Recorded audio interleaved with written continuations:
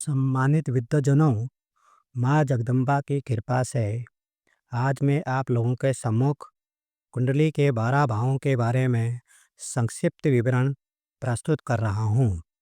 आइए आज 12 भावों के बारे में समझने का प्रयास करें। विद्वजनों, कुंडली के प्रथम भाव को लग्न भाव कहा जाता है। लग्न भाव से हम जिस जातक की कुंडली है उसके शरीर के रंग रूप, गुण, आरोग्यता तथा उसके स्वभाव और व्यक्तित्व के बारे में जानते हैं।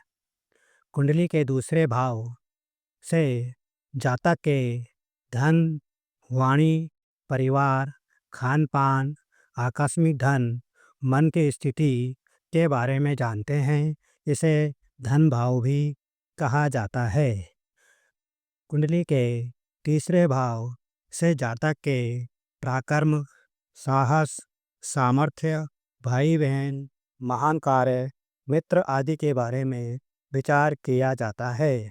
विद्वजनों, चौथे भाव से जिसे सुख भाव भी कहा जाता है, घर, मकान, भूमि, सुख, वाहन का सुख, माता का सुख, जमीन जायदाद का सुख, यश अपमान, लोकप्रियता, यात्रा, भ्रमण के बारे में विद्वजनों, पांचवें भाव से संतान से संबंधित सुख, विद्या, देव भक्ति, दूरदर्शिता, लेखन, कला की कुशलता जैसे विषयों के बारे में विचार किया जाता है।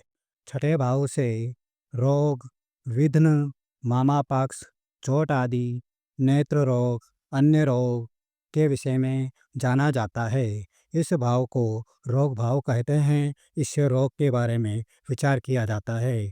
सातवें भाव से विवाह संबंधी विचार किया जाता है। इसमें पति पत्नी के संबंध, व्यापार, सदाचार, व्याभिचार, नष्ट किया हुआ धन, उस नष्ट गुम हुए धन की प्राप्ति जैसे विषयों के बारे में विचार किया जाता है। आठवें भाव से आयु कितनी होगी, कष्ट कितने होंगे, दुख कैसे मिलेंगे, मृत्यु का भय कैसे सताएगा, दुर्घटनाओं से संबंधित लंबी यात्रा आदि के बारे में विचार किया जाता है। आठवां भाव कष्टकारी भाव भी कहा जाता है। नवें भाव से भाग्य भाव के रूप में इसे प्रलक्षित किया जाता है। यह भाग्य का निर्माण करता है। नवा भाव प्रमुख भाग्य भाव होता है जिससे हमारे जीवन में संपूर्ण सुख मिलता है। इससे तीर्थ यात्रा, भ्रमण, तप, धर्म का भी हम विचार करते हैं। 10वें भाव से राज सम्मान, नौकरी, पिता पक्ष, उच्च पद, यश, ख्याति, प्रतियोगिता में उत्तीर्ण होना आदि विचार किया जाता है।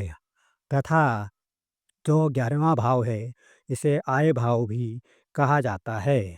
सभी प्रकार के लाभ, इच्छाओं की पूर्ति, बड़े भाई के संबंध में, कमाई की कुशलता, लाभ, संपत्ति आदि के बारे में इस भाव से विचार किया जाता है। विद्वजनों, 12वां और अंतिम भाव इसे व्यय भाव अर्थात खर्च का भाव भी कहा जाता है। इससे हमारे धन का कितना खर्च होगा, कहाँ खर्च होगा, अच्छे कार्य में होगा, बुरे कार्य में होगा, इस संबंध में विचार किया जाता है। इसी भाव से मुकदमे संबंधी और न्यायालय से संबंधित वाद विवाद के बारे में भी विचार किया जाता है। इस भाव से न्यायालय में किस प्रकार से हमारा संबंध होगा, हमें इससे फल मिलेगा या दुष्फल मिलेगा, विचार किया जाता है।